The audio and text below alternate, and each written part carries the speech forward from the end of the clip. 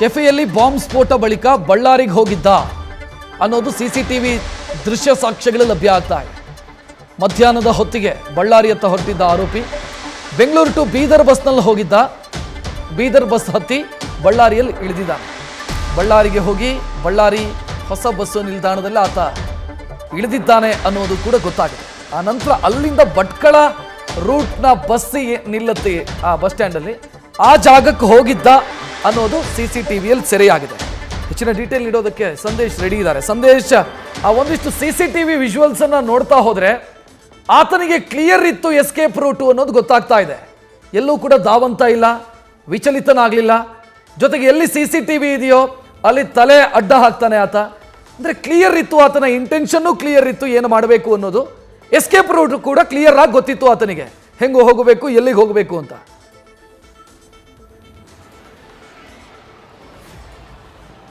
ರಕ್ಷಿತ್, ಖಂಡಿತವಾಗ್ಲು. ಯಾಕಂದ್ರೆ ಆತ ಕಂಪ್ಲೀಟ್ಲಿ ವರ್ಷ ಒಂದು ಪ್ಲಾನ್ ಅನ್ನ ಮಾಡ್ಕೊಂಡಿದ್ದಾನೆ. ಅಂದ್ರೆ ಎಲ್ಲೋ ಒಂದ್ ಕಡೆ ಕುಂದರ್ಲಹಳ್ಳಿ ಬಳಿ ಬ್ಲಾಸ್ಟ್ ಮಾಡಿದ್ರೆ ಎಲ್ಲರ ಥಿಂಕಿಂಗ್ ಸುಮಾರು ಗಂಟೆಗಳ ಕಾಲ ಏನಿರುತ್ತೆ, ಅದು ಇನ್ವೆಸ್ಟಿಗೇಷನ್ ಆಫೀಸರ್ಗಳ ಥಿಂಕ್ ಆದ್ರೂ ಕೂಡ ಅವರು ಯಾವುದೇ ಒಂದು ಕೃತ್ಯವನ್ನ ಎಸಗಿದ ಬಳಿಕ ಸಮೀಪದಲ್ಲಿರುವಂತಹ ಬಾರ್ಡರ್ ಅನ್ನು ದಾಟಿ ಹೊರ ರಾಜ್ಯವನ್ನು ಸೇರುತ್ತಾನೆ ಅಂತ ಥಿಂಕ್ ಮಾಡ್ತಾರೆ. ಆದರೆ ಕಂಪ್ಲೀಟ್ಲಿ ರಿವರ್ಸ್ ಪ್ಲಾನ್ ಅನ್ನು ಮಾಡ್ಕೊಂಡಿದ್ದಾನೆ. ಕುಂದಳ್ಳಿಯಲ್ಲಿ ಬ್ಲಾಸ್ಟ್ ಮಾಡ್ತಾನೆ. ಅದಾದ ಬಳಿಕ ಸುಮಾರು 11:15 ಸುಮಾರಿಗೆ ರಾಮೇಶ್ವರಂ ಕೆಫೆಯನ್ನು ಎಂಟರ್ ಆಗ್ತಾನೆ. ಅದಾದ ಬಳಿಕ 11:44 ತನ್ನ ಕೆಲಸವನ್ನು ಮುಗಿಸಿ ಹೊರಗಡೆ ಬರ್ತಾನೆ. ಹೊರಗಡೆ ಬಂದ ಬಳಿಕ 12:55 ಬಾಂಬ್ ಬ್ಲಾಸ್ಟ್ ಆಗುತ್ತೆ. ಆದರೆ ಈತ ಮಾಡಿದ್ದು ರಿವರ್ಸ್ ಪ್ಲಾನ್ ಅನ್ನ.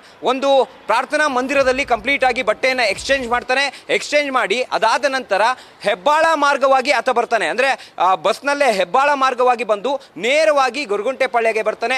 ಗೊರಗುಂಟೆಪಾಳ್ಯಗೆ ಬಂದು KA 38F1235 ಈ ಒಂದು KSRTC ಬಸ್ಸನ್ನು, ಅಂದ್ರೆ ಬೀದರ್ಗೆ ಹೋಗುವಂತ KSRTC ಬಸ್ಸನ್ನು ಹತ್ಕೊಳ್ತಾನೆ.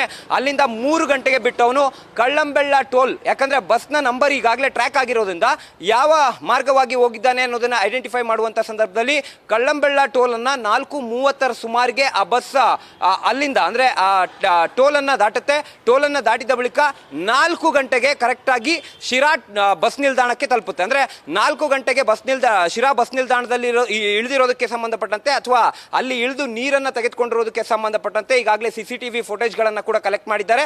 ಅದಾದ ನಂತರ ಹಿರಿಯೂರು, ಚಳ್ಳಕೆರೆ ಹಾಗೆ ಅದರ ಮಾರ್ಗವಾಗಿ ಬಳ್ಳಾರಿಗೆ ಹೋಗ್ತಾನೆ. ಬಳ್ಳಾರಿಗೆ ಹೋಗಿ ಬಳ್ಳಾರಿಯಲ್ಲಿ ಆತ ಇಳಿದಿರುವಂಥದ್ದು. ಅಂದ್ರೆ ಇದರ ನಡುವೆ ಎಲ್ಲೂ ಕೂಡ ಆತ ಬೇರೆ ಬೇರೆ ಬಸ್ಸನ್ನು ಚೇಂಜ್ ಮಾಡಿಲ್ಲ. ಒಂದೇ ಬಸ್ನಲ್ಲಿ ಆತ ಟ್ರಾವೆಲ್ ಮಾಡಿರುವಂಥದ್ದು. ಗೊರಗುಂಟೆಪಾಳ್ಯದಿಂದ ನೇರವಾಗಿ ಬಳ್ಳಾರಿಯವರೆಗೂ ಕೂಡ ಒಂದೇ ಬಸ್ನಲ್ಲಿ ಆತ ಟ್ರಾವೆಲ್ ಮಾಡಿದ್ದಾನೆ. ಒಂದೇ ಬಸ್ನಲ್ಲಿ ಆತ ತೆರಳುವಂಥ ಸಂದರ್ಭದಲ್ಲೂ ಕೂಡ ಶಿರಾದಲ್ಲಿ ಇಳಿದಿರೋದು ಬಿಟ್ಟರೆ ಬೇರೆಲ್ಲೂ ಕೂಡ ಆತ ಬಸ್ನಿಂದ ಕೆಳಗೂ ಕೂಡ ಇಳಿದಿಲ್ಲ. ಬಳ್ಳಾರಿಯಲ್ಲಿ ಇಳಿದು ರಾತ್ರಿ ಓಡಾಡಿರುವಂತಹ ದೃಶ್ಯಾವಳಿಗಳು. ಅಂದ್ರೆ ಮಾರ್ಚ್ 1ನೇ ತಾರೀಕು 8:59 ಸುಮಾರಿಗೆ ಬಳ್ಳಾರಿಯಲ್ಲಿ ಆತ ಓಡಾಡ್ತಿರುವಂತಹ ದೃಶ್ಯಾವಳಿಗಳು ಈಗ ಪತ್ತೆಯಾಗಿರುವಂಥದ್ದು. ಈಗ ಸದ್ಯ ಆ ಒಂದು ಸಿಸಿಟಿವಿ ಫೋಟೇಜ್ಗಳ ಆಧಾರದ ಮೇಲೆ ಅಥವಾ ಈತನ ಪ್ಲಾನಿಂಗ್ಗಳೇನಿದ್ವು, ಅಂದ್ರೆ ಈ ರಿವರ್ಸ್ ಪ್ಲಾನಿಂಗ್ಗಳನ್ನ ಏನ್ ಮಾಡಿದ್ದ ಅದರ ಬೇಸಿಸ್ ಮೇಲೆ ಈಗ NIA ಅಧಿಕಾರಿಗಳು ಕೂಡ ಥಿಂಕ್ ಮಾಡಿ ಎಲ್ಲಿಗೆ ಹೋಗಿರ್ಬೋದು, ಆತನ ಡೆಸ್ಟಿನೇಷನ್ ಯಾವುದು, ಆತ ಎಲ್ಲಿಗೆ ಹೋಗಿ ತಲುಪಬೇಕು ಅನ್ನೋ ಒಂದು ಪ್ಲಾನ್ ಇತ್ತು. ಇದರ ಬಗ್ಗೆ ಅಥವಾ ಈ ಒಂದು ಕೋಡ್ ಅನ್ನ ಡಿಕೋಡ್ ಮಾಡೋದಕ್ಕೆ ಸಾಕಷ್ಟು ಹರಸಾಹಸವನ್ನ ಪಡ್ತಾ ಇದ್ದಾರೆ. ರಕ್ಷತ್, ಧನ್ಯವಾದ ಸಂದೇಶ್ ಮಾಹಿತಿಗೆ. ನ್ಯೂಸ್ ಫಸ್ಟ್ ನಿರ್ಭೀತಿಯಿಂದ ನಿಮ್ಮ ಪರವಾಗಿ.